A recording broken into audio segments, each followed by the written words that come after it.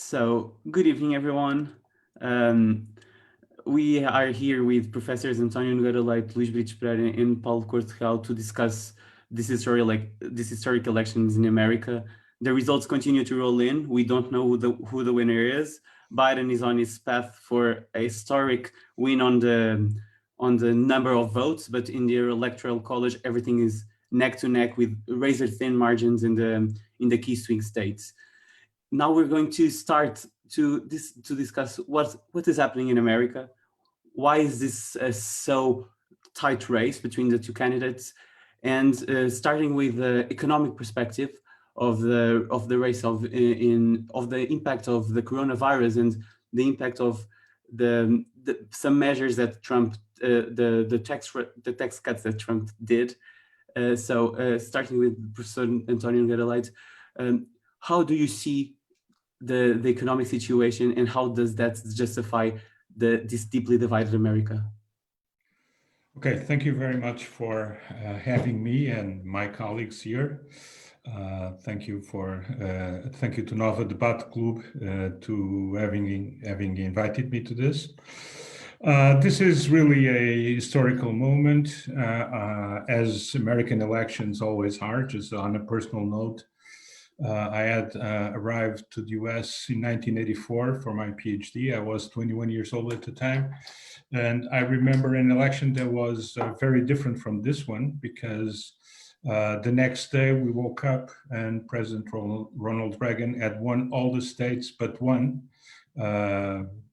All the states but Minnesota, which was the state of Walter Mondale, the only one that he was able to clinch by a tight margin, but still, of course, these are very different times. The United States had well, we can question the person, we can question some of the problems that were not addressed, even the way other problems were addressed. But the fact is that the United States has been having, until coronavirus, had been having a very successful economic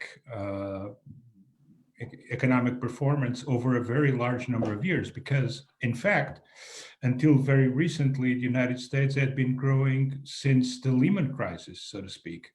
They had 1 or 2 years that were not so good. They lost output, as everybody did, at the end of the previous decade. But the fact is that the United States has been growing ever since.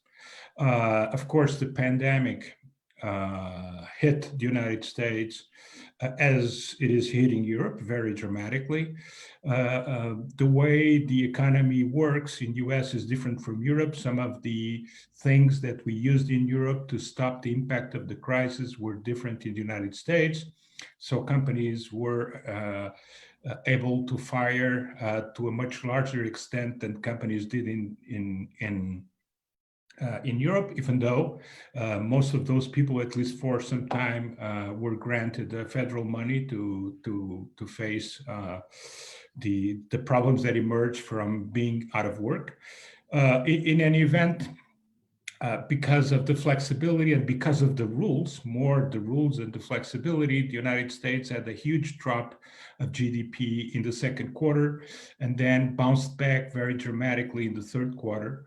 Of course, the level is still below that of the first quarter, but they basically, they lost 30% plus of GDP in consecutive trimesters, consecutive quarters, and then they bounced back another 30%. Of course, they are below the level they were before.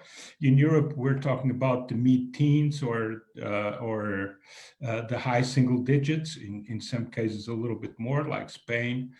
But the fact is that this doesn't really mean that the economy is more damaged in the US than it is in Europe. They just reacted differently with different measures, with different safeguards vis-a-vis employment.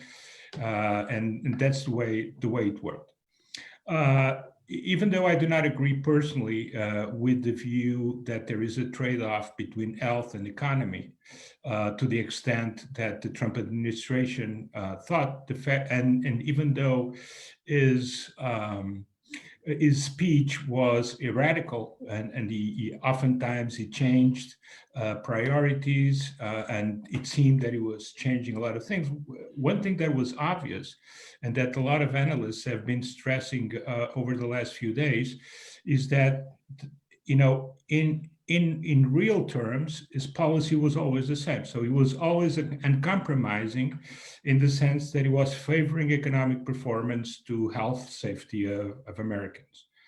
And the fact is, you know, looking at that from Portugal, I would expect, well, this will create a lot of turbulence and will create a lot of dissatisfied people, because we saw during all summer long Europe with very low virus transmission, and the United States with a series of outbreaks, first in the north, then in the southern states, then Texas, California, all the way throughout this period. And so I thought this would go against Trump. But the fact of the matter is that two things. One is a matter of perspective. Some countries in Europe are having now proportionally, if you think of France, if you think of Spain, if you think of Holland or Belgium, for example. or Belgium, we're talking about up to 7 times the rate of transmission of the United States. So even though it was much higher than Europe, we cannot forget that the United States has 337 million people. And so when we're talking about 60,000 people every day, it's totally different from being in France with 60,000 people as well, as they reached last week.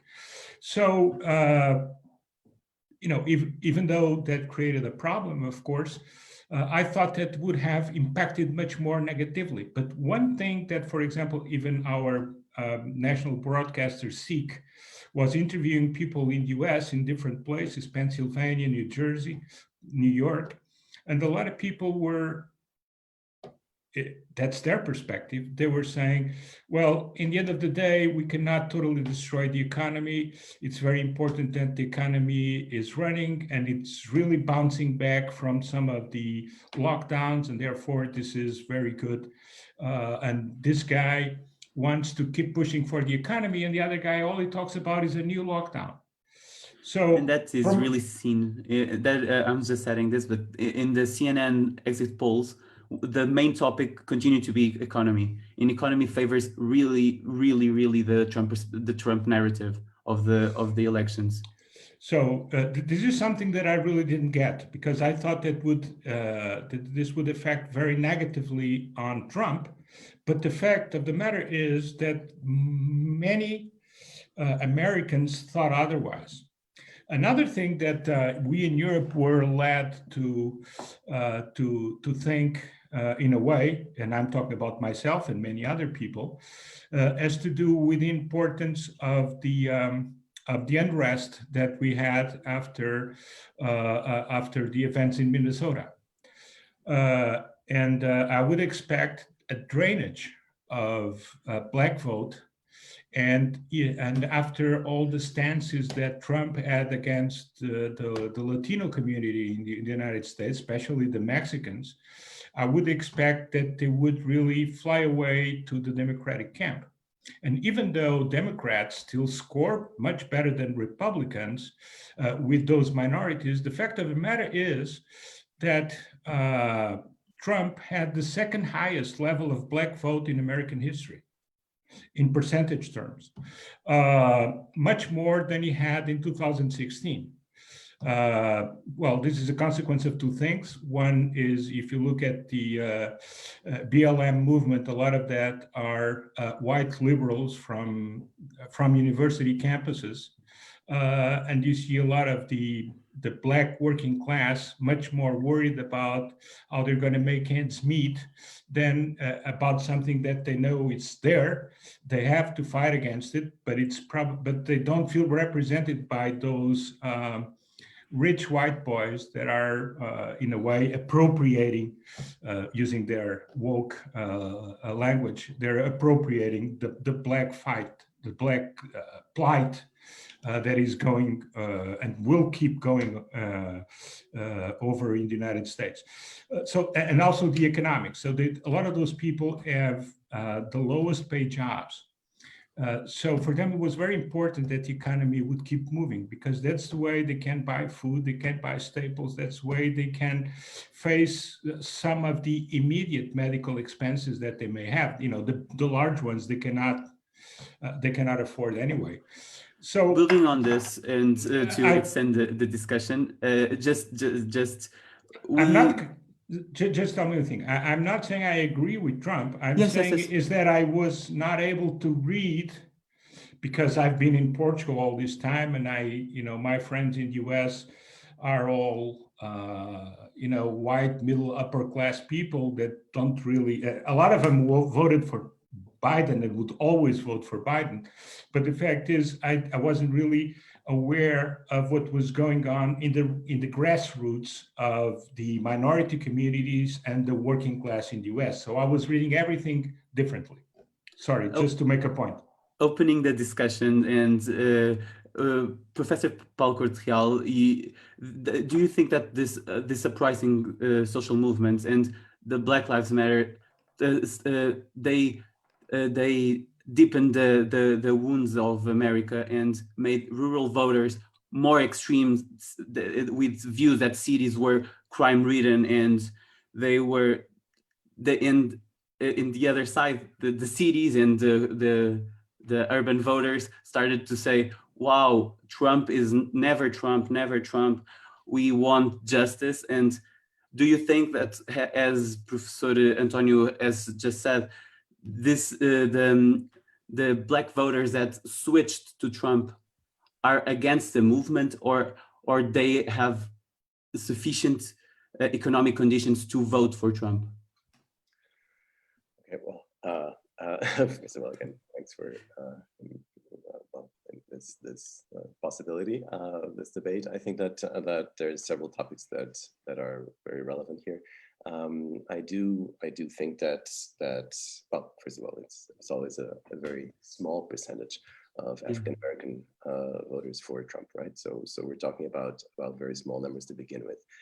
So I don't think that there's a very deep analysis to be made necessarily with respect to those numbers. What I do think is that the wounds are very deep, but they were very deep already. They might not necessarily be apparent, but they're very deep, just like they are in Portugal, in fact, and just like they are in pretty much every country. So the question is what to do with the wounds, and it's not actually the wounded people who are deepening wounds. It's generally incitement to hatred that keeps coming from, for instance, Trump's mouth and fingers, that actually generates division, and that enhances the wounds. So you had everything from the Muslim ban. Actually, you had targeted hatred towards different groups at different points in time, and that's also a form of division, namely of groups that are wounded, that are discriminated against, and that's good strategy. It's terrible in human terms, and it's terrible socially. But I really think that the Black Lives Matter movement is inevitable, and it's about time. Of course, everyone realized that there's a lot of work to do to get people together. And actually, I very much appreciate the Biden slogan. I think united is. I'm wearing blue. It doesn't show because of the light, but this is blue. But the united idea is really crucial, and especially after such a long period of division and systematic division, systematic erosion of any type of social cohesion, and that is also fed by the discourse on the economy and the idea that the economy is not about people. And it's not about health. So it's just precisely, there's no trade-off here. There doesn't have to be a trade-off. So I very much agree that there doesn't have to be a trade-off. Of course, the economy is about people. And then the question is, which people? And the answer to that, of course, varies greatly across different candidates. And clearly, as you can tell also from economic policies, be it a tax cut or of course, the several attempts to repeal the Affordable Care Act, what is very clear is that equality is very much the last concern for Trump. And that's not actually just for Trump, it's for the Republican Party as a whole. So I think there's more to that than just Trump. And in fact, this is the healthcare issue is one where we actually see that equality would actually promote efficiency. So what has been achieved, which is removing the universal individual mandate, is basically generate adverse selection. So obviously in terms of impact, that means that we'll have many people not being able to access insurance when everyone should be accessing insurance. And at the same time, there's also the attempt to eliminate the possibility of insurance for people with pre-existing conditions, and that's also a very blatant display of lack of consideration for many of those people, many of the people who are actually part of the people, of the people that Biden mentioned yesterday. And I think that in terms of social movements, I think that they of course are very relevant. I think that the voices that kept being heard were important voices that had been silent in the past. And that's true for the Black Lives Matter movement. That's also true for the Me Too movement. It's true for it's true obviously for LGBTI people as well. And I think that was an important contribution also towards the need to understand that collectively we need to deal with discrimination, and that yes, some Trump voters who obviously are particularly racist, homophobic, sexist, etc., are not really allowed to take that into a different realm, and are not allowed to take that into action and into discrimination at several levels. So I think that's it's a good thing that we had these movements. That's part of what generated the dynamic. I think the fact that Kamala Harris may become the first woman as a vice president can be obviously historic, and it's symbolically very important as well, and especially because of the message of unity that is very much necessary after such a long period of division. I think that's a very you mentioned unity. You mentioned unity, but during the Black Lives Matter movements, there was no such thing as unity between among the Americans, and of course not. And my main question is to ask that does that hurt Democrats? Does the Black Lives Movement, does those social unrests hurt Democrats' chances, or it benefited them? Because for example, in state houses, they lost because of this unrest. In South Florida, this happened, for example. So what is your take on this unrest and the trade-off between the so-called, as Trump said, I forget, law and order, and the tackling of the systemic racist problems of America? Okay, so let me try to express this in a relatively simple way. So what I think is that obviously a lot of activism is not strategic, yes. And not just that. There's activism that is not legal and that is not ethical. So there's several issues to deal with. However, understanding the wounds, and by wounds I mean the wounds of the people who are actually activists, that's something that's necessary for society to function as a whole. And that's the learning that needs to take place. So division only goes away if you remove discrimination. Discrimination generates division. And actually, I don't think that we can think of Trump as someone who defends the law. I would say that pretty much that's another one of a very heavy legacy from his presidency, which is undermining the rule of law.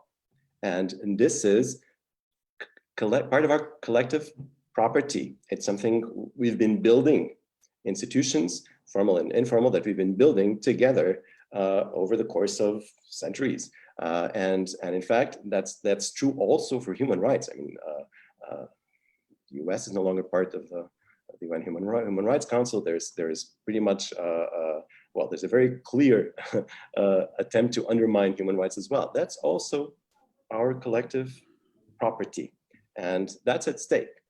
And unfortunately, it's always easy to be a hate monger. That's always been easy throughout history. We've seen that before. Yes, it works. Populism works because it's popular.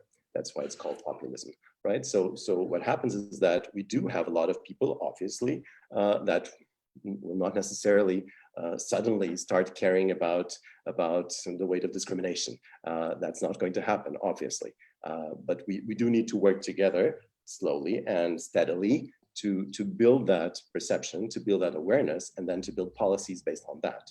And that's what's been destroyed for the past 4 years. And of course, I'm very sorry that the results of this election are this contested, because that means that we'll have a lot more work ahead. We, and I mean we as humans, as the human race. So it's more general. Okay, so I think that's. But I also, yeah, I think that's the idea of the rule of law is also a very important one for assessing Trump.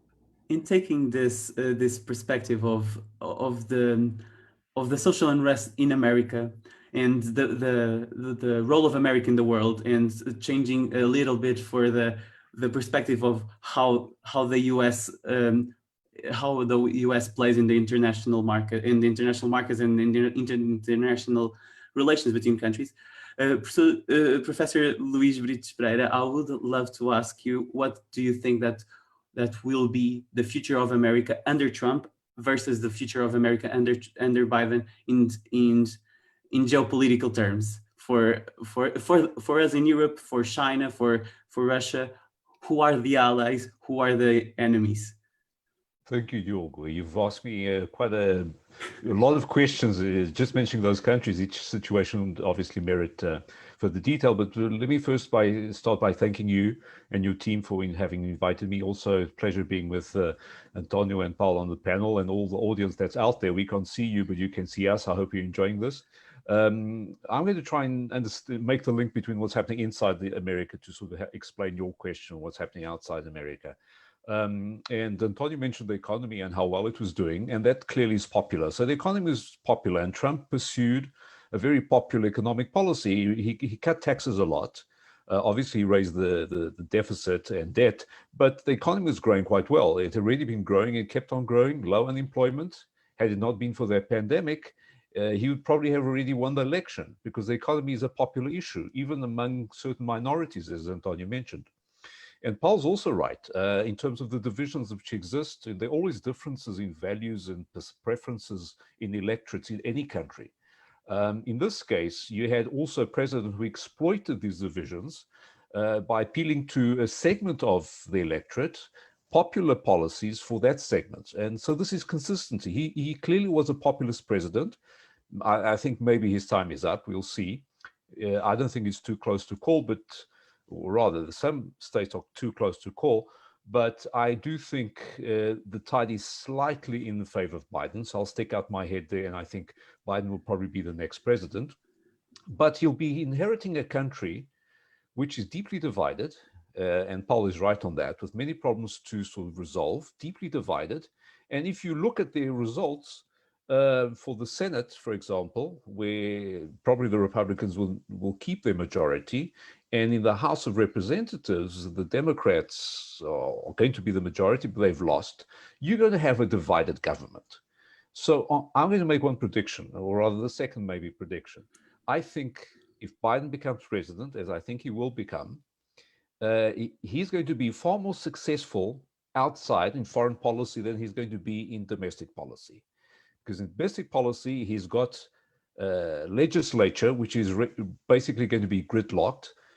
When you look at the economy, he may be able to pass, sort of get through legislation, or rather get through programs which will be supporting stimulus packages, some sort of growth package. Those will probably be well supported by both parties. But anything else, whether you're talking about deeper issues of bringing people together, resolving some of the deep racial problems, for example, or even things on climate change, which require partisan, that both parties coming together and agreeing to things, I think he'll find it far more difficult.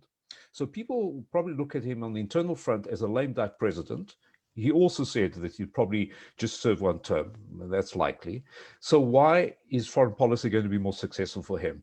Well, there he's able to, without Congress, without appealing to some sort of compromise across the political divide, he's going to be able to bring about some changes in some of the areas. You mentioned a lot of things. I'm just going to be focusing on China and climate. Climate change, as you know, just a day or two ago, the United States left the Paris Agreement on climate. That's one thing he's promised to reverse. So that's likely to be he's able to do that. And he's going to align the United States more closely with most countries around the world on that important goal. When it comes to China, I think in terms of essence, the strategy will be essentially the same, but the tactic will be different. So has the relationship between the United States and China changed? Yes, it has. I don't think it's going to go back to what it was. What he is going to do, rather than confronting China, he's probably going to want to contain China. So he's going to use the different tools, different instruments to do that. For example, whereas Trump was trying to go it alone, saying the United States is powerful enough to throw its weight around the world, even with China, and get China to submit to what Donald Trump and his administration wanted. I think when it comes to Biden and the Biden presidency, he'll probably seek to rebuild some of the traditional alliances, especially in Asia, but not only in Asia. The Europeans will also be important there. So he's going to focus on the alliances which help the United States contain China. And these also could be extended to military alliances. Some of those already have existed. They haven't really been changed much, but they could be energized by having now a Biden presidency who seeks to work with other countries to solve some of the problems. So foreign policy is likely to be more successful, to recap, because he doesn't need to look over his shoulder all the time to see what Congress is thinking. Obviously, that would be different if he had to sort of negotiate trade agreements, which then have to be ratified through Congress. But when it comes to foreign policies, US presidents normally have a huge scope of bringing about change, and he's likely to exploit that. I've just mentioned climate change and China, but maybe later parts of the debate we can focus on some of the other issues you mentioned. For now, those would be my two predictions. Biden as president, maybe just with 270 votes of the Electoral College, and likely to be far more successful on the foreign scene than at home. Thank you, And Bjorn. so For now, that'll be it. Do you think that the Senate will stay Republican? I'm looking, in fact, I've got the sort of Google page here. Because the races in Georgia are too close to call. They probably both are going to a runoff. So the Senate could be decided by January, and not in this day. Timing, So I'm not sure. I'm not sure about the timing, but the best scenario they can hope for maybe is 50-50, and then the vice president, if you have a Democratic vice president, Kamala Harris, she will then be voting as the tiebreaker.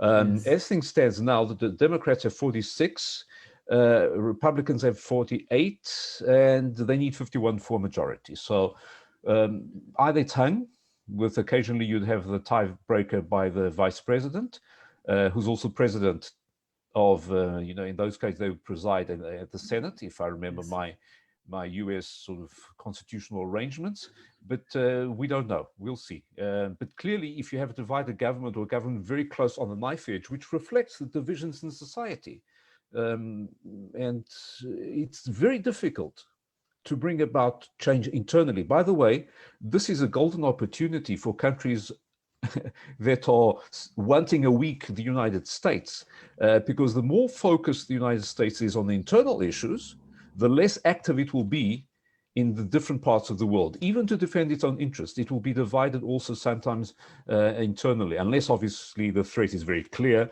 and the objectives are very sort of consensual. Then obviously they'll be able to move faster and more effectively. But other than that, you'll probably find internal distractions and problems taking away energy and time from external challenges and opportunities. Professor Antonio, do you want to make your predictions?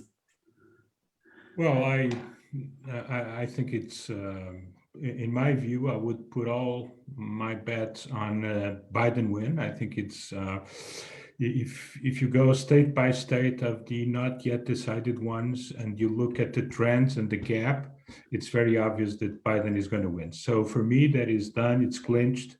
Biden is winning. Of course, we'll have some turmoil, but by December 6th, things have to be definitely settled. And on January 20th, Biden will be the president of the United States. For me, that's, I don't see it otherwise, looking at the information that we have right now. Of course, I'm banking a lot on what AFP is saying, and they have had the record of being the most accurate predictors. When you look at other pollsters and other people that are dealing with the figures, I think there is a consensus that it's not going to run away from Biden. So he's going to be the president. I would say that regarding the Senate, the most likely scenario, it's a majority of the Republican Party. I'm not saying that it's done. It may not happen, but it's done. If that happens, then I think Biden, unfortunately, is going to be really a lame duck president on the internal front for a series of reasons. The ones that Luís has already mentioned, and a further one. The first one is, of course, when you look at Congress and the Senate is as a negative majority against the president, a lot of things will not be passed. So the president is going to be stuck in a lot of the changes that he wants to make, and some of those are really important, in my view, for America going forward. The other thing is, one of the key issues that is not written but has been talked about by the Democrats in the last few days, which is a reversal of the composition of the Supreme Court by enlarging the number of Supreme Court judges. It's something that needs to be passed by a majority in Congress, in the House of Representatives, and then in the Senate. And of course, I should have also but that's the key part. If they do not have the majority of the Senate, or if they have if the Democrats are tied, or even with a slight majority, they will not be able to pass that. They need two-thirds, right? Yes, and it's very unlikely that they pass that in any event, but with these tight results, it's going to be, in my view, impossible. And so this Supreme Court, in some issues, is going to go against the president. The Supreme Court is also going to play a very important role that will distract all of us, which is the ultimate ruler in the several criminal charges that are going to be put against President Trump. That will take a lot of our attention. Of course, it's not determinant for America, but it's important also because he was the president and he did a lot of things that I think he should not have done. The other point that is very important is the divisiveness of the Democratic Party. Most people that vote in the Democratic Party, especially the ones in the Midwest, which were very determinant now, and a lot of other people, especially when you talk that the more conservative middle class that votes Democrats, a lot of them vote Democrat because there's really, in some situations, you have people in the Democratic Party that are indeed to the right of people in the Republican Party. Those parties are not aligned and ideological as the parties in Europe and notably in Portugal. But one thing is, those people will want, and Biden himself, they have a program for America that is totally different from the left wing part of the party.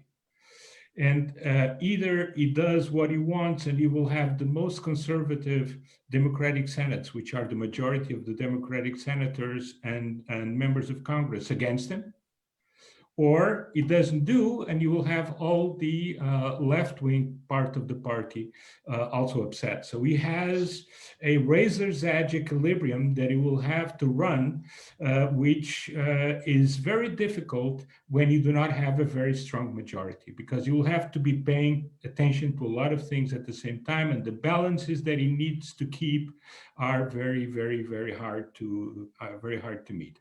Finally, regarding the international arena and an American world, I agree totally with what was said by Luís. That's one point. I would like at that from the European perspective. Europe doesn't, you have that, I think it was Franklin Roosevelt that said, it's a problem. No, it was not Roosevelt, it was Kissinger. Kissinger used to say it's a problem, and he was born in Europe and raised in Europe, used to say, well, it's a problem dealing with Europe because I never know who to call, because, I have to call a lot of people. Now it's a little different because Europe, after the Treaty of Lisbon, has a president of the council, but still, the president of the council is not Angela Merkel, is not Emmanuel Macron, is not the prime minister of Italy. So Europe is still a complex thing from the US perspective. But from the European perspective, I think one thing that is very important is first that Europe also has grown to think that we should not be totally pervasive with China, with the Chinese interests. Of course, Portugal is going to be on the spotlight, not in the news, but in some of the negotiations and some of the things that usually go underground, not saying illegal, but behind closed doors, people talk at the very high level. And Europe also has a problem with China. And I think that if Europe and US are on the same side, some of the things that were not really relevant for Trump should be relevant for all of us, Europe and US. One of the things has to do with the violations of human rights in China and in the labor force. So a use of what at some point people would say social dumping going on in a lot of activities in China still, even though wages have grown on average quite substantially. And the other thing is climate change. Biden is for tackling the problem of climate change. He believes in science. He believes we have a problem. He believes we are really already, the clock is ticking and we are late. So he believes that he should speed up that with Europe. Europe wants the same. I think Europe and the US, because Europe alone can do a lot of things, but we're just one tiny part. We're 10% of the world GDP. So one of the things that Europe and US could do, we are a little above 10, but still we are not meaningful. One of the things that we together could do is to bring through some of the multilateral organizations that exist, and people in the trade area of economics don't like to talk about this, but I do. I think we should use the World Trade Organization to force countries to compete more cleanly, not just from a competition viewpoint, but also taking into account that we all work and live in a finite planet, that there are plenty of externalities. We cannot solve climate change just by doing that in Europe. And we, together with the United States, if the United States is thinking the way we do think in Europe, then I think that would really help bringing the Chinese and some others. The other area where Europe has allies, but Europe and the US together will have a lot of more power, can project a lot more power vis-a-vis some of those that are reluctant to change, is with the Pacific Rim. We have some important allies in the Pacific Rim. I'm not just Japan, South Korea, Australia, New Zealand, and those countries can also help us tackle this very important issue of climate change. And with the US together, it's totally a huge difference vis-a-vis the situation with Trump, that did not even believe that there was a climate problem. Just to say, even though that is the case, the United States as a structure that has made the United States progressing a lot in a lot of areas, vis-a-vis working in favor of not harming the climate as much as we did in the recent past. A lot of that has to do with the policy of governors, many of them Democratic governors, some Republican governors that think that climate change is a problem. And so if you look at the expansion, for example, of solar and wind energy in the US, it grew tremendously, even though Trump didn't like it, because it was in the hands of governors to make it happen, and a lot of them did. So picking on this, and I have to say to our viewers that they can ask questions, and I will ask them to the professors, but without jinxing, Professor Paulo, do you agree that Biden is on his way to win? Certainly hope so, and it seems that's the case, at least from the very slow, sometimes.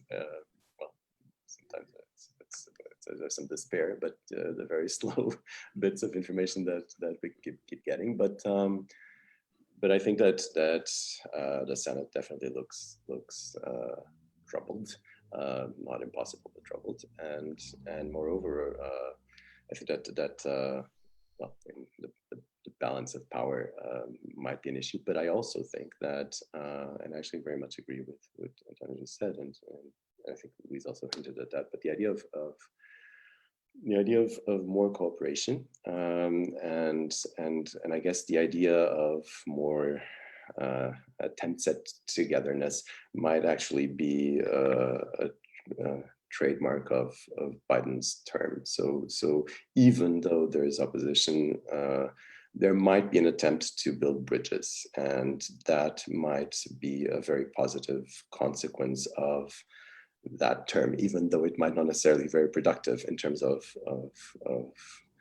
possible changes. But I think that's something. Do you think that that moderation that he needs will hurt progressive causes in the United States? No, not at all, because progressive causes should be about togetherness. So the point is precisely to stop the divisive discourse and to understand the role of politicians.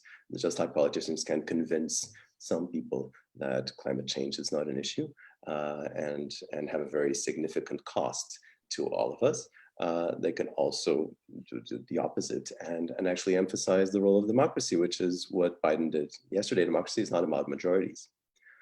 Majority rule is basically just a way to try to achieve decisions in a more or less fast period of time, as opposed to what should be more democratic, which would be consensus. So the root would be that, right? So it's not about majorities, and I think that emphasizing that in his speech, Biden is already doing the service for democracy. Of course, it's just the beginning, and there's a lot of destruction to counter. But I think that was a very important message, and I hope that that's going to be a contribution. And I also think that with respect to the Supreme Court, well, I do think that there's more creative ways to try to deal with the Supreme Court. Maybe it's the time to also think about term limitations and realize that the system was built in a time where life expectancy was much smaller than it is today. So maybe there's a good argument to be made that would convince all parties that they could benefit from a more systematic change in seats. I don't see why that wouldn't be attempted, at least. But I also think that in fact there's another issue here with that with the Supreme Court, which is connected to women's rights, and it's connected to abortion, and of course that's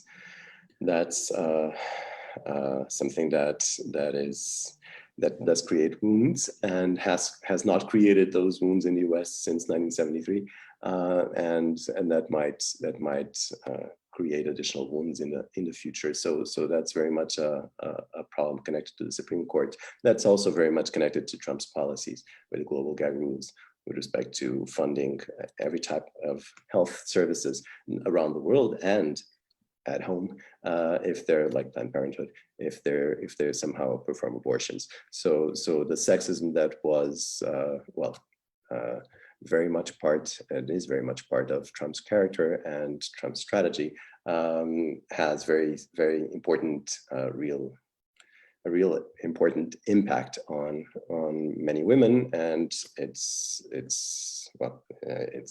true that he did beat Hillary Clinton also with the help of sexism. So I think that's something that needs to be changed in a more assertive way. And that's regarding another major issue of the campaign, if coronavirus wasn't a reality, one of the issues that was going to be discussed in the American campaign would be migration and illegal aliens entering the United States, and the border wall that was Trump's Trump's talking points his whole presidency until this year. So in terms of migration, Professor Luís Brites Pereira, do you think that the American dream still exists? For some, it's a nightmare. And we've seen some scenes of young children, for example, being taken away from parents, the queues, the enhanced security measures. Others see that as something which needs to be done. Migration is always a contentious issue. And here we should talk also about the economic developments and which are driving. We talk about the third wave of globalization, which began sort of end the 70s, early 80s, which is much more in terms of money and capital and goods and services flowing around the world.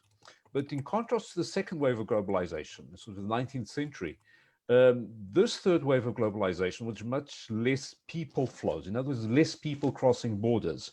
Now, when you have economic developments, and we could also talk about Europe and the pressure and the migration coming from sort of Africa and parts of the Middle East, and even further beyond the Middle East, these issues are always going to be in modern economies. When you have globalization, the issue of people moving across different borders is always going to be difficult to resolve politically. What you had in the United States is also a president administration who recognized that this, for a large segment of the American people, represents a problem, rightly or wrongly. I'm not here to give a judgment about that. I'm trying to understand what was driving some of the behaviors on the electorate side and what was driving the policy response on the presidency and the administration side.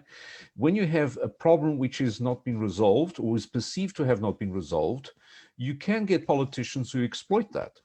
And the solutions they come up with, then we can discuss, are they the best or not the best? But clearly in human terms, it causes a lot of suffering, to use Paulo's word. There's a lot of wounds, but the deeper lying issue is, how do you resolve migration?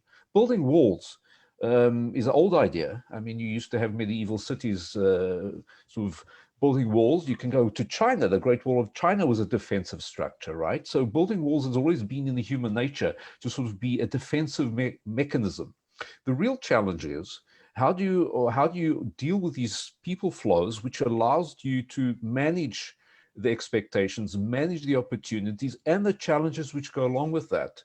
I would suggest that the current American administration has not dealt well with that problem. But this was also a problem for the Obama administration.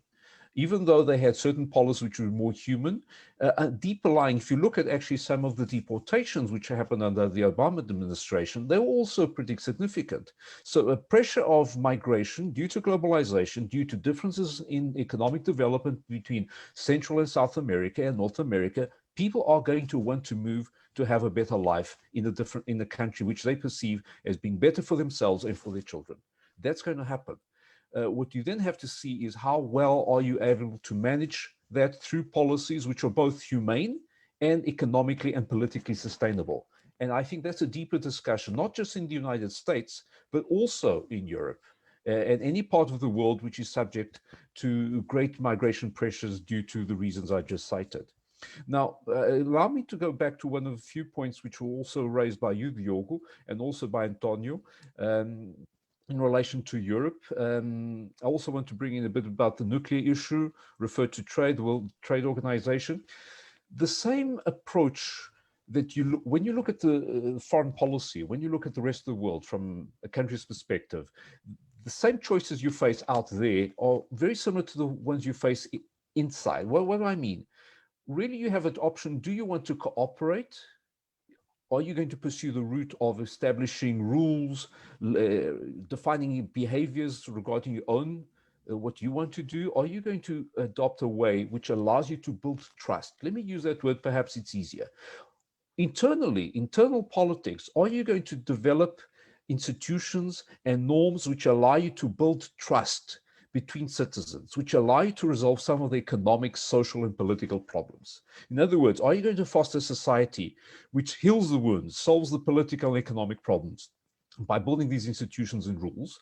Or are you going to use an approach based on conflict, based on arbitrary decisions, less consensus, and a low trust society?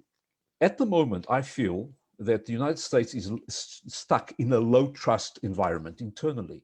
And what President Trump was doing was also transporting that to the external front, to the foreign policy front. He was also seeking a conflict-based approach, low trust, high level of conflict to bring about some of the changes he saw.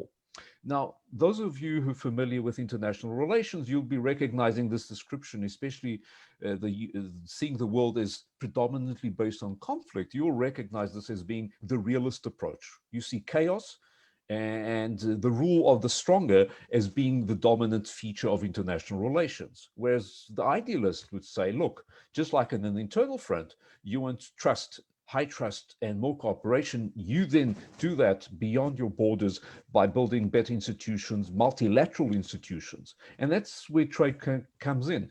Trade is obviously a contentious issue, just like migration. When you have goods and services crossing borders, it also raises problems. NAFTA, North American Free Trade Agreement, was a problem. That's why it was a political issue in the United States, which Trump resolved.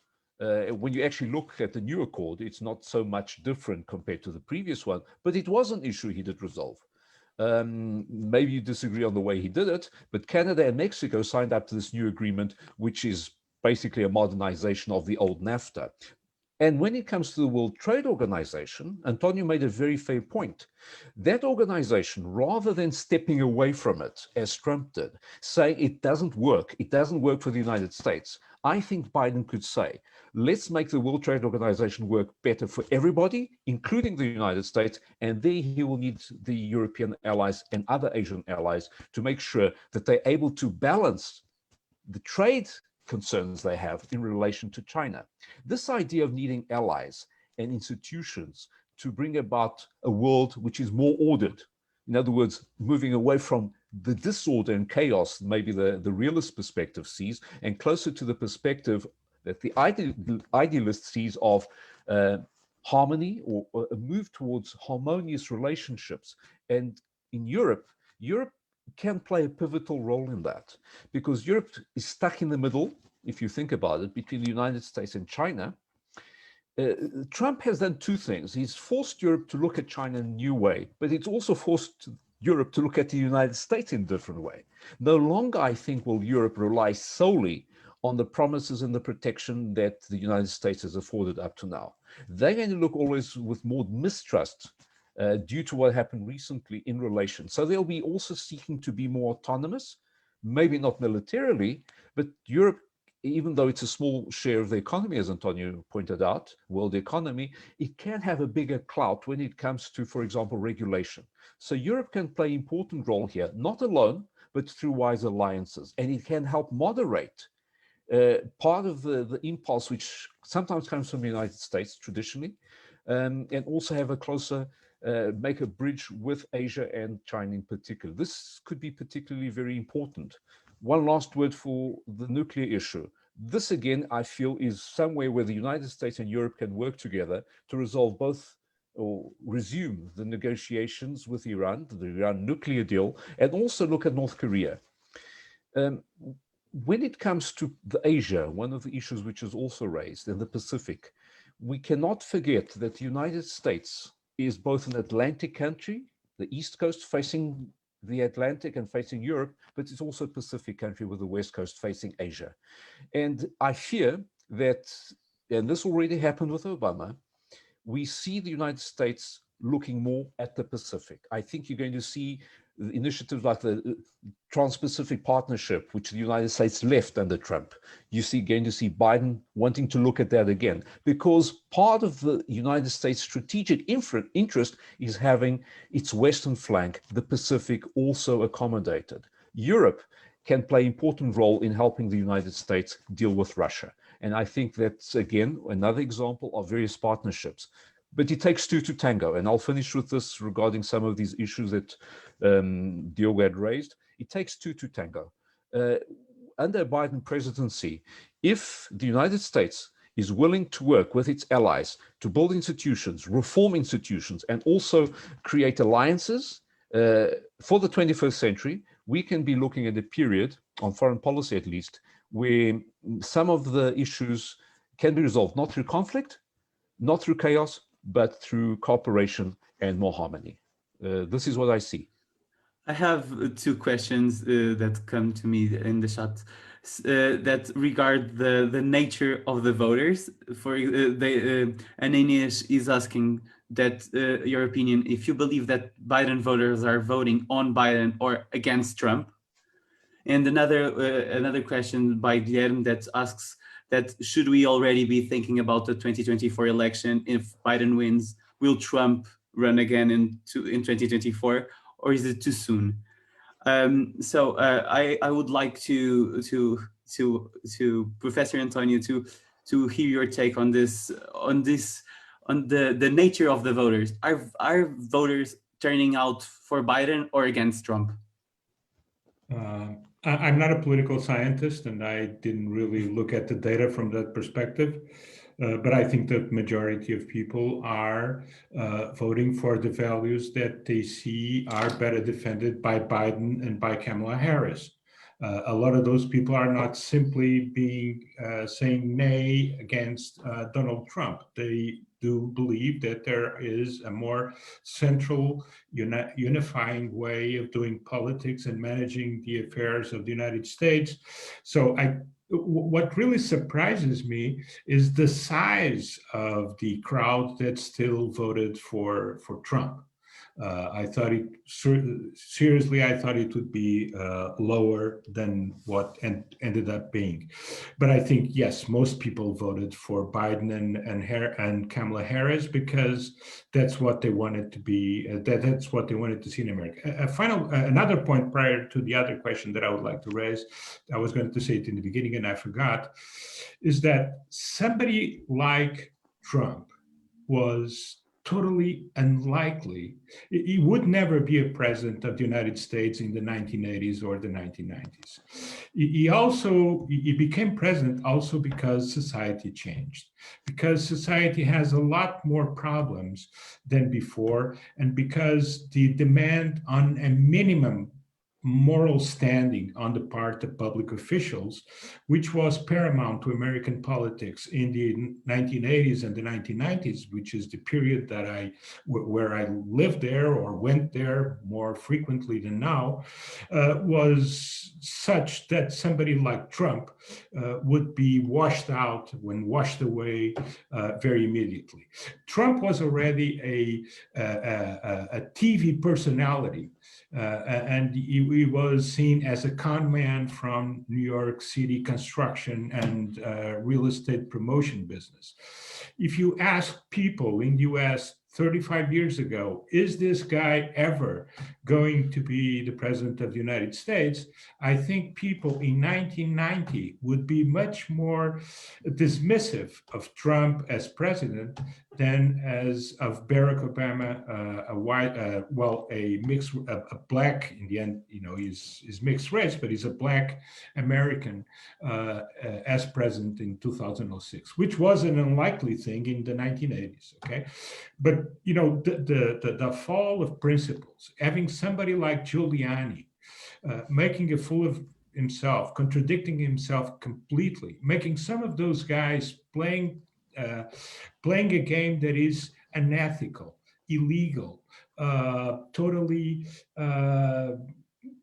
against all the principles of the founding fathers of the United States, and what was, what they used to call, and we used to call, the Anglo-Saxon posture of truth in public life, is something that really surprised me. I knew Trump in the 1980s on TV. It really surprised me in 2016 that he was elected, and it surprised me even more that he got this vote in 2020.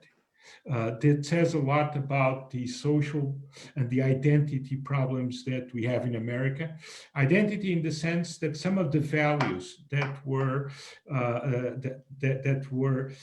practically sacred in that culture, where a shake hands was a contract, not just in theory, but in practice, is something that really shows how a society, our country, our system can degrade its values in such a short period of time. So these times in America are they are very difficult for many reasons, but also the dissolution of ethics and morals to a point that was not envisaged 30 years ago. It's something that's really appalling, and it's a problem for somebody like Biden, which I think is a good man, to get his message and his plan through.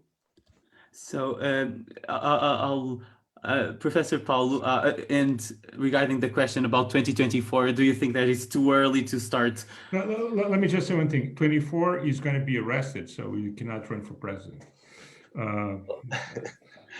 I'll agree with that.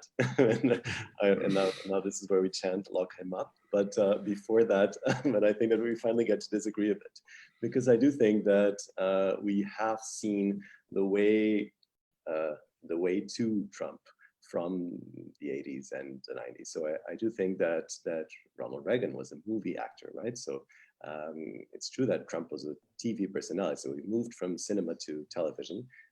That's, I guess, a step. But it's also not necessarily true that a president like Ronald Reagan actually had ethical behavior with respect to the. Paul, I'm not just one thing. I'm not saying that the fact that he was a TV personality is this cause of his unethical behavior. It was already there. Okay. Yeah. No, that's not my argument at all. No. My argument is that unethical behavior has happened before. Significantly with previous Republican presidents. In the 80s, of course, as we all know, and I'm a gay man, I should know, there was another pandemic, right? And there was another pandemic, and it was a very clear decision by that president to basically let us die. And that's not ethical, and that's not according to the principles of the founding fathers also, right? But it was exactly what happened. So I don't think that this is necessarily completely new. There is a path to this, which is why it's so dangerous for right-wing parties to basically allow extreme right-wing policies, because it does pave the way to people like Donald Trump.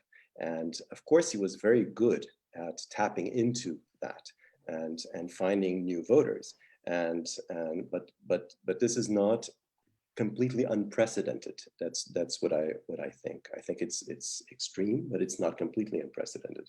And I think it's a very biased view of Ronald Reagan. I'm sorry, but yes, but again, I have to totally disagree with that.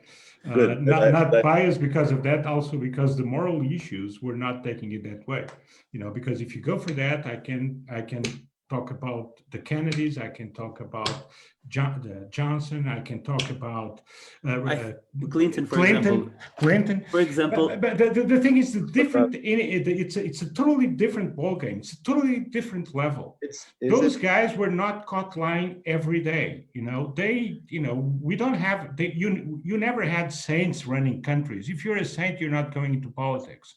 Okay, maybe Professor Lausanne was a saint, but everybody else are normal people. Those people commit, not everything is right, but there is a very substantial loss of moral stature of presidents with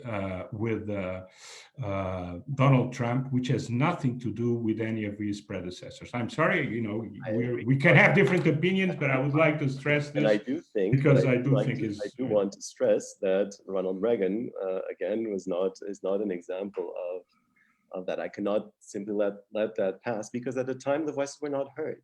So the division was there, the wounds were there, the deaths were there. They just weren't relevant. They just didn't register. And so what we're seeing nowadays is also an echo of that, also in social terms. So I think that there's a process that leads us here. And it's true that there's extremes, and it's true that, of course, there's a specific personality at stake that is actually betting on this and promoting this, and obviously with consequences around the world. But I don't think that this is completely unprecedented, and I do think that it's worth just making some type of link, because there are links with the past. They're not. I'm not saying it's the past that determined Trump. I'm saying that we have had very, very problematic, unethical decisions in the past, except they weren't necessarily discussed as such. But of course, I agree that Trump took it to a whole new level, and that's his trademark, and unfortunately with an impact in different countries as well.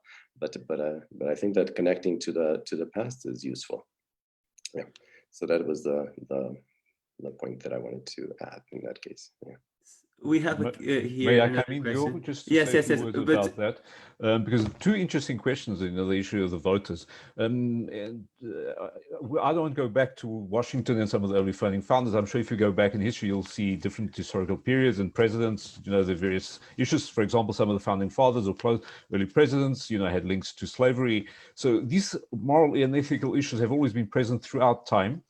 What I do want to emphasize is 2 points, and I agree with something both Antonio and Paulo said. Society has changed, and some of these things we're seeing also has to do with human nature, which is unchanged. So, for example, today in the United States, you see, and not just in the United States, unfortunately, you see a lot of people finding the information through social media. Social media tells us what we want to hear, the algorithms which give us this. So it just reinforces very old biology and very old ways of relating to one another. So we tend to favor the way we're getting information and the way we're connecting with one another through some of these media.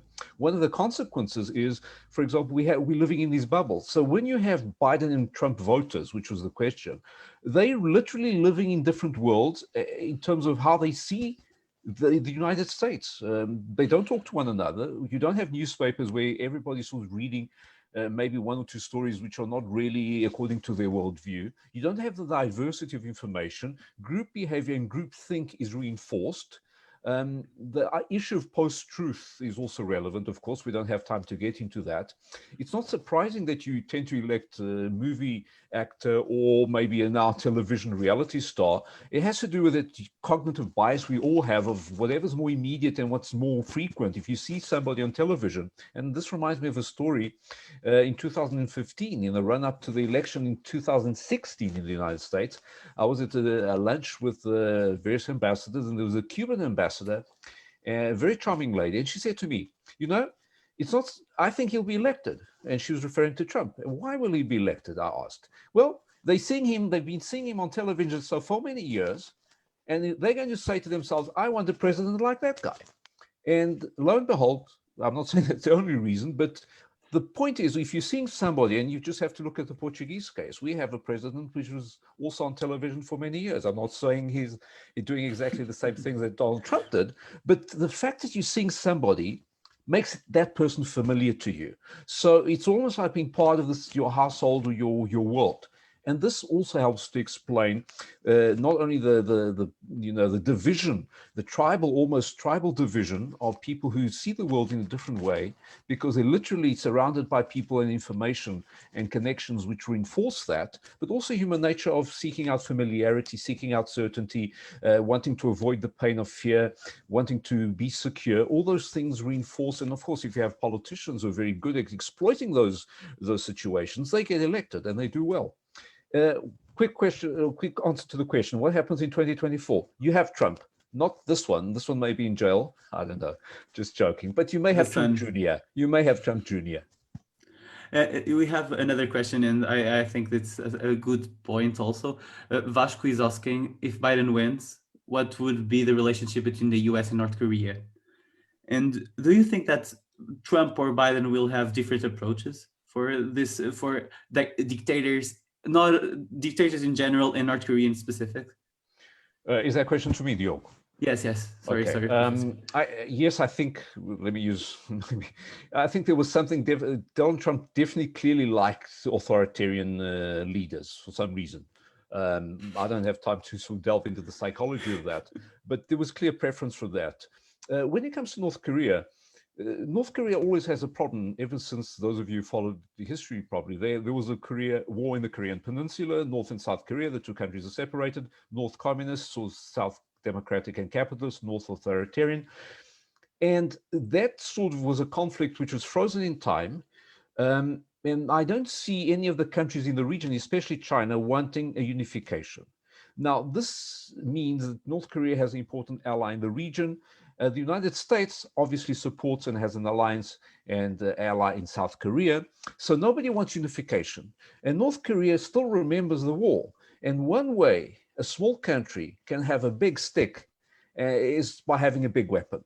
And so pursuit of nuclear weapons for North Korea is strategic in order to keep its sovereignty. The best that you can hope for, short of war, if you don't want to go to war to take away those weapons, the best you can hope for is some sort of deal, which was the philosophy which Obama had in relation to Iran. What did Trump do? I think, again, the internal politics was driving his behavior. He framed the story the following way. Look, North Korea is a threat. Rocket Man, as he said, and he said this at the General Assembly of the United Nations, Rocket Man is a threat, to paraphrase, and I'm going to keep Americans safe from this threat. And then what you had was the meetings, the beautiful love letters, his words, not mine, beautiful love letters between the two leaders, where and he said, I've resolved the problem. I've kept America safe. In practice, of course, the North Koreans have kept up the pursuit of nuclear weapons. They have a strategic interest in doing so. The major powers in the region, the United States and China, do not want to see unification. So this just reinforces the dynamics for the pursuit of nuclear weapons. I hope, and this is answering your question, I hope Biden will, with allies, have some sort of negotiation which is more effective in effectively limiting the nuclear program in North Korea. It's going to be tough. It's not an easy one for all presidents, but it's not true, as Donald Trump affirmed, that he had resolved the problem. He hasn't resolved the problem. It gave him great publicity back home, kept his electoral base happy, but the deep lying problem is still there and still needs to be tackled. The United States alone? No, with allies. This is my short answer, maybe a longish answer to a very important question. And the same applies, by the way, to Iran. It's not too different in terms of the potential for destabilizing the Middle East. And so that too needs a collective approach, which was already in place under Obama. But Trump said, I don't like that deal, not because it's a bad deal, even though that's what he said, but probably because it was negotiated by his predecessor. That's probably closer to home, closer to the truth, rather. That's my answer to that question, Diogo. Thank you. Thank you, Professor. We have here another question, and I think that all takes are interesting in this question. Vasco is asking, do you believe that Europe is too dependent in the US in economical terms, or even in political and thinking terms, as in opinions? We tend to be very Americanized. Do you think that a more protectionist president, imagine that Trump is reelected, do you think that Europe has to learn to live by itself? Professor Antonio, I would like to hear your take on this, but I think that if any one of you wants to add something on this topic, I think it's very relevant. Well, I think the area in which Europe is more dependent upon the United States is defense. And even though Trump did it in a way that I, as an European, didn't really like, the fact that he's right. Europe has been leeching off the United States for quite some time. Europe has some of their major countries with totally decadent armed forces, with a lot of threats nearby. We can, Turkey is NATO, but Turkey is not Europe. With Erdogan, it's a threat. With Britain flying away from the EU, we have France, which is a medium military power, and we have a country like Germany that has very old-fashioned troops, very poorly equipped. If you look at some of the news from the German army overseas, they usually have worse equipment than the Dutch, the Portuguese, the Spanish, or any other country, which is quite amazing because, the Second World War finished 80 years ago almost, and Germany has to play a role in Europe, defending Europe from Russia, because there is clearly a threat. I'm not saying an immediate threat, but Europe needs to have its own defense, because Europe has several challenges from the east, not just Russia, and as from the south, and therefore having Europe without armed forces or without efficient armed forces or armed forces that can create some sort of deterrence and effective protection is clearly a problem. And Europe has been banking on the Americans for much longer than we should have. And in that sense, the Americans are absolutely right that they cannot, 75 years after World War II, they cannot take care of Europeans. We are grown-ups, we have to do our part. No other country, with the exception probably of South Korea, is so dependent on American defense as Europe is. And that's clearly something that we have to spend more on defense. Of course, it's a problem because it implies choices. We have several generations of people that were babied all the time, and therefore in Europe we are clearly, we lowered our guard too much, and this is clearly a problem.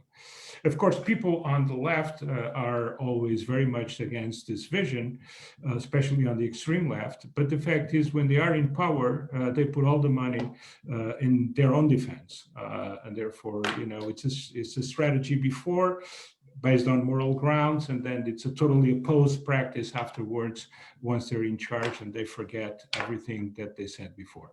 And if you remind them, you're not here to remind them twice. But the thing is, economically, what I think is more cooperation. I expect more cooperation, especially on the multilateral issues, where a very elusive, at times, United States, other times somebody that we could not bank on, that we could not predict what he would say afterwards, was clearly a problem. So I don't think that Europe is dependent economically on the United States. I think Europe needs the United States, and the United States needs Europe to progress on some key areas. Of course, Europe has its own links with China, the positive ones, and also the challenges that China poses to Europe. We have our agreements and we have our strong disagreements. And then within Europe, we have different stances in different member states. But I think that if anything, it's going to be different in the future, irrespective of Trump. But in a way, he was the one that really pointed the finger at the issue more loudly is defense. You know, we cannot go on forever banking on somebody, first, that is leaving, and secondly, that has no moral obligation or other to take care of grown-up countries that should be able to defend themselves like everybody else, especially rich countries around the world.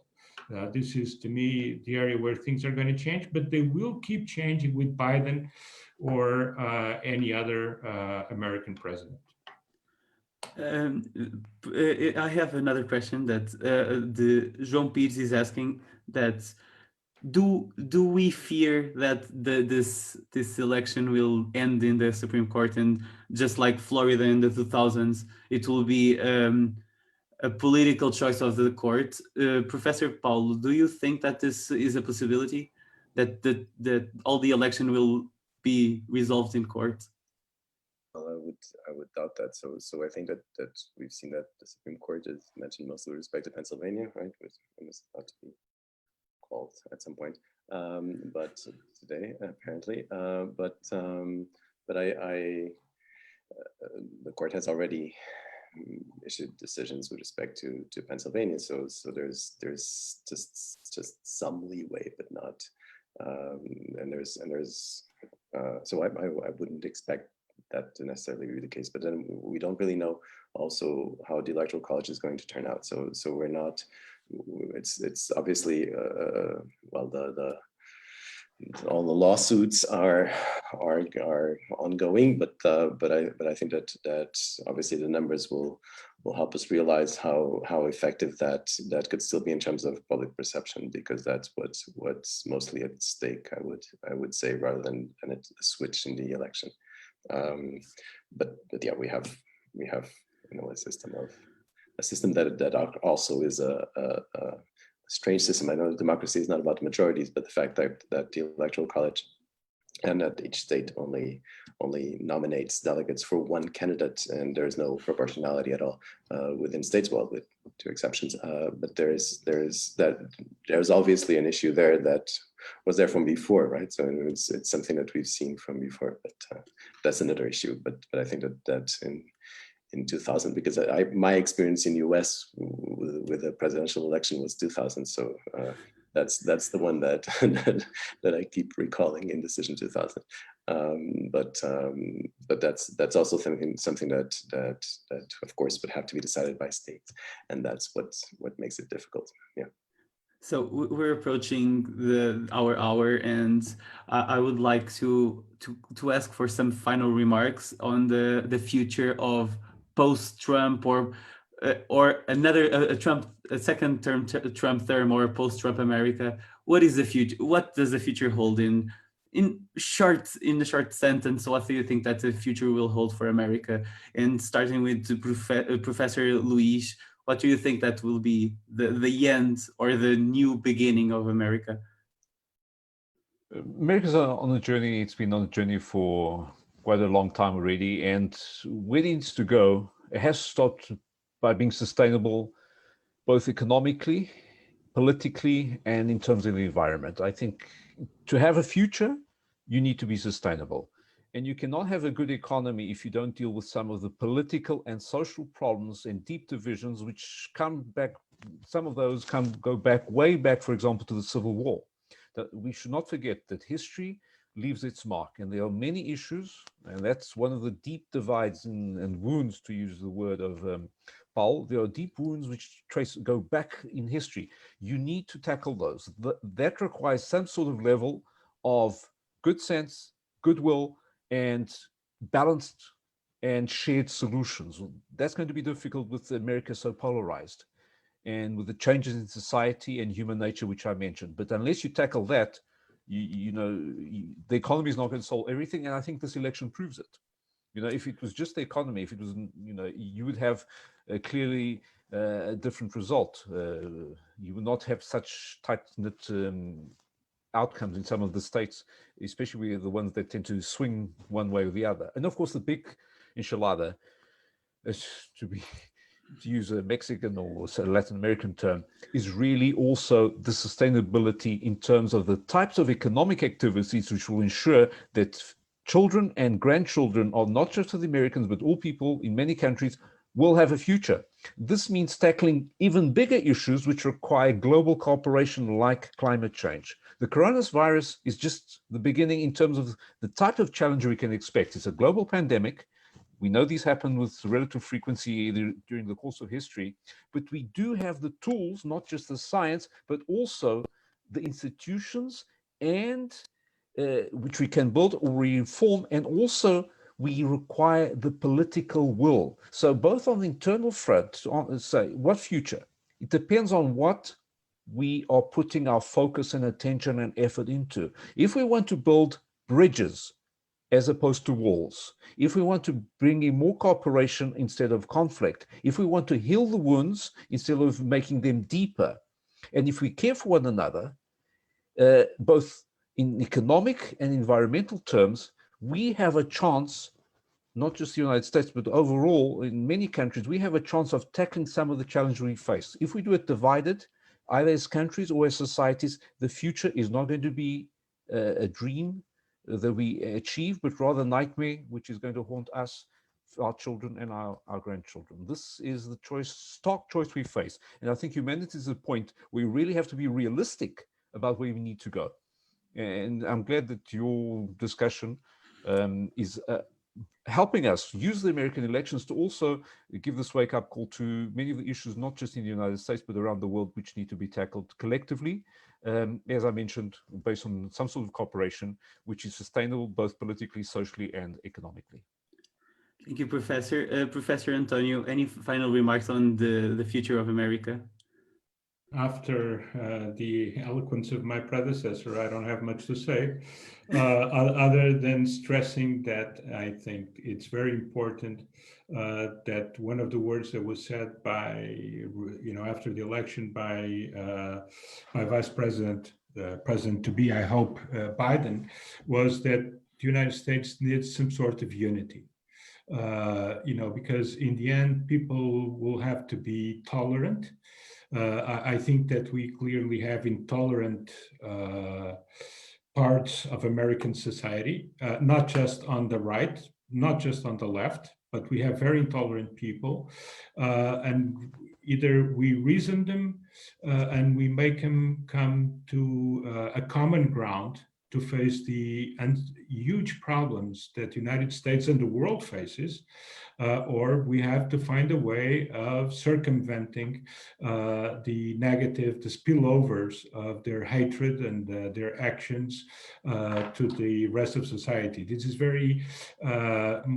is much easier said than done, but I think that the United States, like Europe and like many of us, we need tolerance, which is a quality that a lot of people seem to have lost. And we need more unity because we do face huge problems. The United States has huge problems that they have to face. They have problems that are common to us, and global warming is clearly, climate change is clearly a problem that we all share in the world, and we need them to help us tackle the problem globally, because here, if there is an area where externalities are key, is with climate change. We can do everything we should in Europe. We can even go beyond where we should go. And if the others don't do their part, then what we have done will be in vain. So it's very important to have a player that really plays cooperation. And the United States with Biden, I think it's much more likely to play the cooperative game that the rest of the world needs. And if we can do this, have some less grievance within America, settle or start to solve some of their deep wounds and deep problems, and get some sort of union and cooperation with the rest, that would have been wonderful. At least some of this, or partially, these lines should be accomplished. And if they are, I think it's going to be much easier in 2024 than now. Well, and also simply because I hope by 2024, coronavirus is not going to be such a hammer on top of all of us, and it's going to be more manageable, even if it remains endemic. And thank you very much for having me. Thank you, Professor. And to end up our conversation, Professor Paulo, what's your final take on the future?